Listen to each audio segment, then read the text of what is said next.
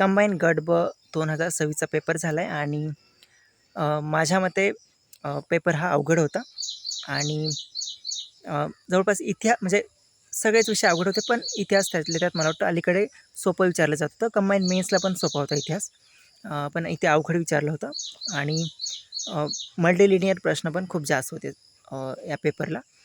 Economics थोडं सोपं होतं, पण मल्टीलिनियर असल्यामुळे थोडंसं टाईम जात होता आणि टाईम जात होता म्हणजे याचा अर्थ पेपर अवघड होता.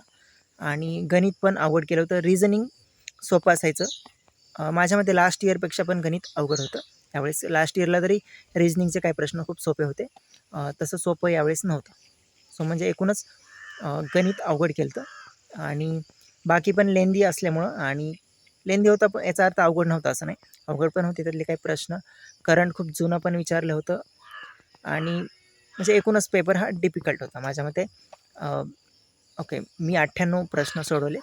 आता बघूया, म्हणजे टाईम नव्हता पुरला मला, गणिताला 20च मिनिट राहिले होते, पण लेंदी असल्यामुळे थोडंसं मला काही प्रश्न आले, काही प्रश्न मी थोडंसं अंदाजेच असे सोडवलेत. सो बघूया आता स्कोअर किती येतं त्याच्यावर डिपेंड आहे, पण माझ्यामध्ये पेपर हा डिफिकल्ट होता आणि कट ऑफ मला असं वाटतं सध्या तरी काय मी जास्त काय बोलणार नाही कट ऑफबद्दल, पण पेपर तर अवघडच होता एवढं मात्र नक्कीच आहे.